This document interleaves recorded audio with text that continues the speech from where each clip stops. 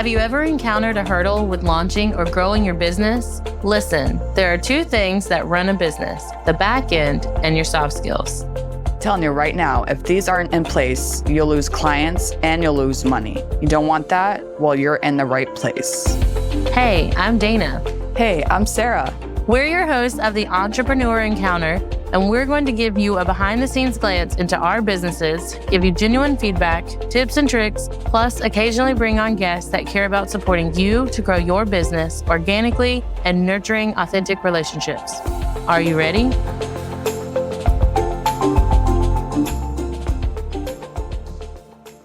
Imagine you walk into a store and you need to grab a few things. Now, typically, this store is organized and everything has its place. But this time, you walk in and everything is out of order and all over the place. How does this make you feel? Now, if I walked into this store, I think I would feel frustrated, overwhelmed, and stressed. Now, imagine that was your work. How would anything get done? I mean, sure, everyone works differently, but this is pure chaos when everything is all over the place. Hey, entrepreneurs, welcome back to another episode. Today, we're discussing organizational skills and why they're important as a growing entrepreneur. Circling back to kind of what Sara said, you walk into like your favorite store that normally has everything tidy. You know exactly where to find things. You know how to find the dressing room. You know how to find the different departments. Like everything's in order, basically. But then one day you walk in and for whatever reason, they're like doing reconstruction and everything is reversed and you can't find anything. That is overwhelming. Sometimes if you think about it out loud, it seems silly to be overwhelmed by that. But when I go in the same grocery store in a different town or state, and they, for whatever reason, set it up differently than the one in my neighborhood, I'm like, what are they thinking? This makes no sense. Well, that's how it feels as an entrepreneur, that all of my stuff is everywhere. Someone is interested in talking to you. Well, now you can't find your contract or your proposal to send out because your Canva account has 20,000 different things in it.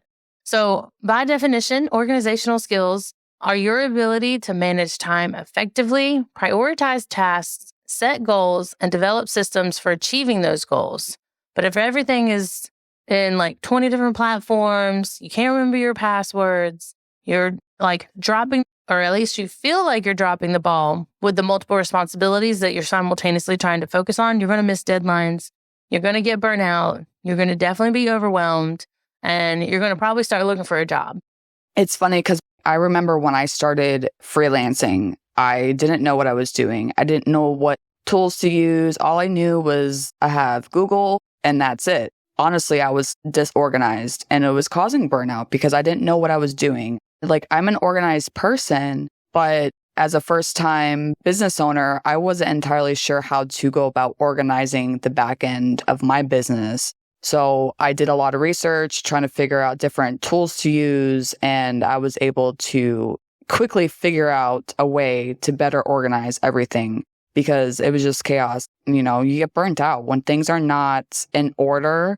If you're not organized, then your work is not going to get done the way it's supposed to get done. I almost felt like, as silly as this is going to sound, follow along the logic. I really felt like I was gaslighting myself because I was like, I know I saved this somewhere on my computer, but I can't find it. So either I'd have to go to the original source, email or wherever, and re-download it, which, as we all know, I don't have a lot of space on my computer, so it runs slower because of all this stuff, probably for that reason.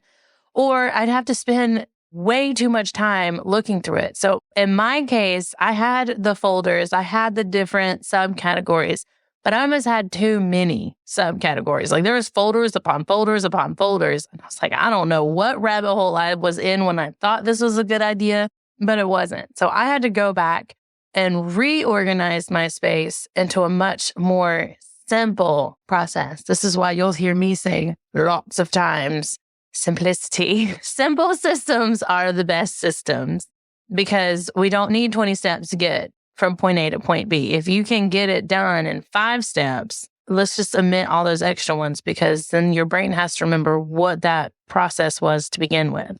We had a few questions from our listeners that we would like to answer. How do you physically organize your workspace?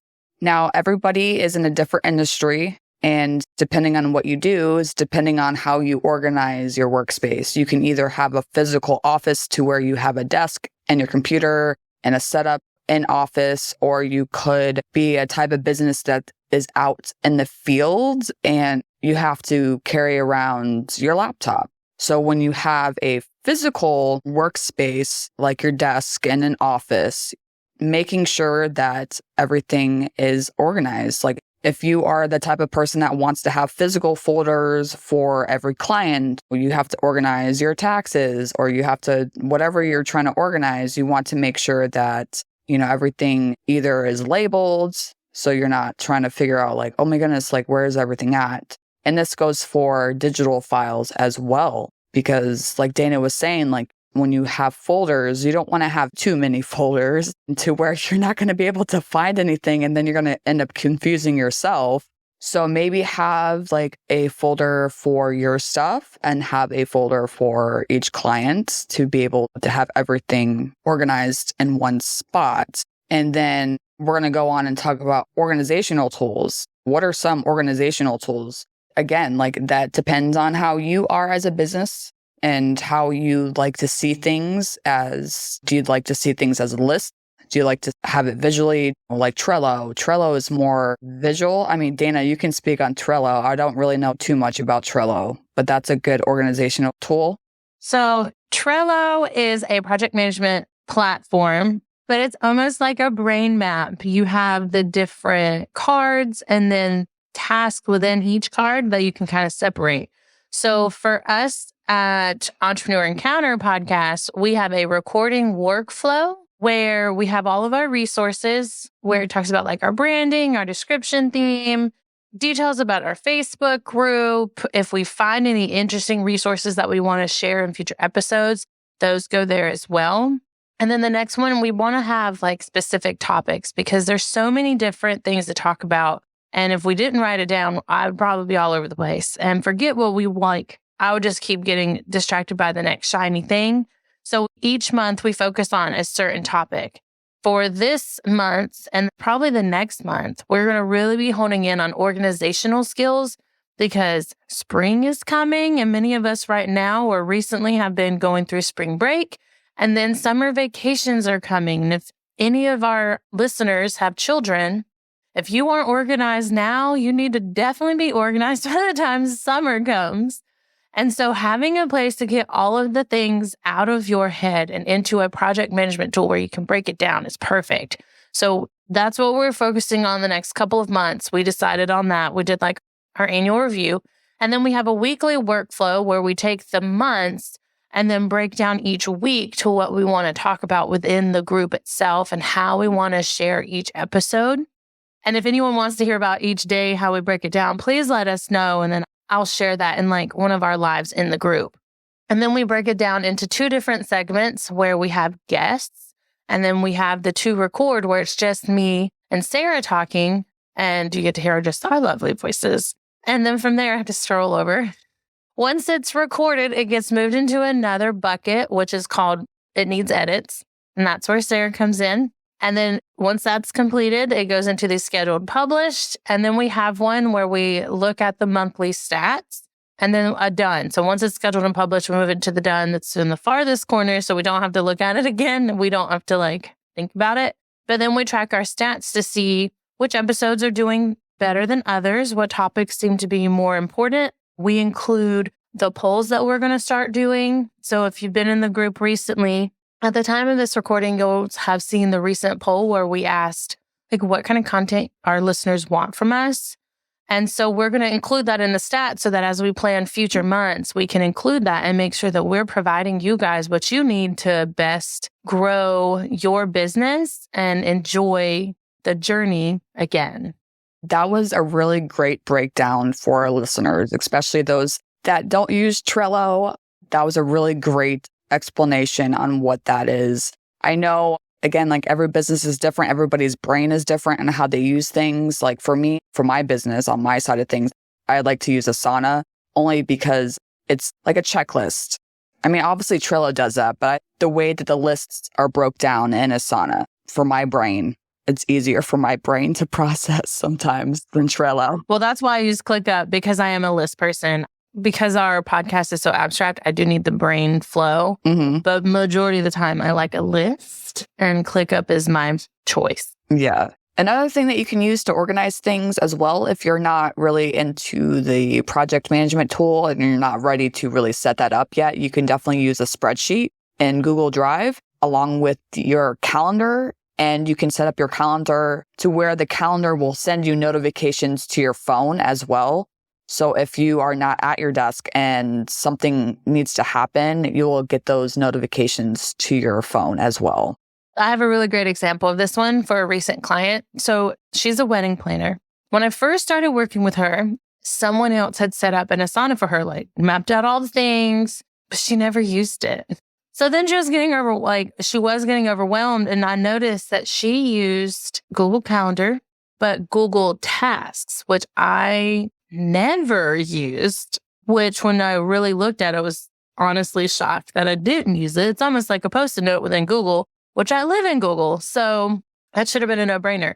But as we were talking during our recent sync of like getting the Asana board in order, because that's what she thought she needed, I was like, why don't I just make a spreadsheet in Google? Because we know you can access that from your phone. You're already accustomed to it because you use Google spreadsheets as your like wedding planner to communicate with your couples. So why don't I just make almost like a duplicate that goes in each folder? We'll have a base template of like each phase of her wedding planning. That's how she focuses on her work in different phases. I was like, and then we can assign it to each person, just like in one of these tools, because you can add drop-down menus, and then we can have like check off when it's done, and then notes as to why it's not done yet, as well as a due date. So that's what I'm in the middle of doing right now.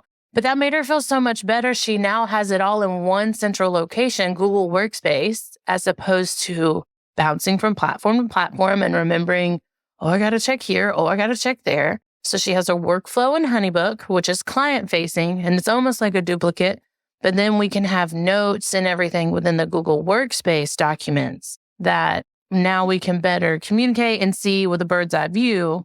That's our project management tool. And it's free, which is nice. It is nice. For all of you listeners, I'm curious to know, what organizational tool do you use? Do you have one set up? If not, do you need help setting one up? Do you want help? Or honestly, are you like my client who thinks she needs to be using a platform like Asana? And are you wanting to find something different that works better for you and your business? In all honesty, I really think that I'm going to go back to using spreadsheets in Google in my calendar, honestly, because the whole back and forth thing can get overwhelming. You know what I mean? Mm-hmm. But to each their own, whatever works for you and your business, that is what you could use. So these skills are important mainly to figure out which organizational system aligns with you and your personality, your Enneagram, your mindset, just how things work for you. Once you figure that out, you're going to see an increase in productivity.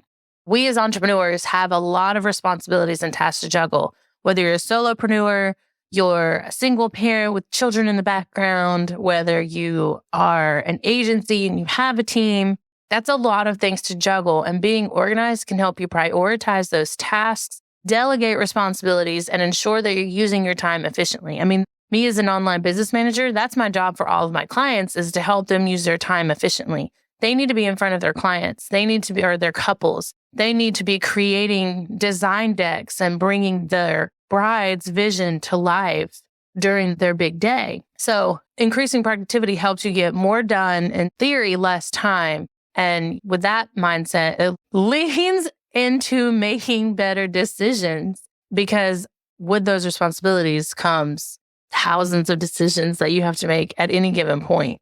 Also, it's important as well to have organizational skills because it improves your time management. And time management is also a skill. So organization and time management kind of go hand in hand. Using the time management is going to help you set realistic goals and deadlines, and that you can ensure that you're using your time the most efficient way possible.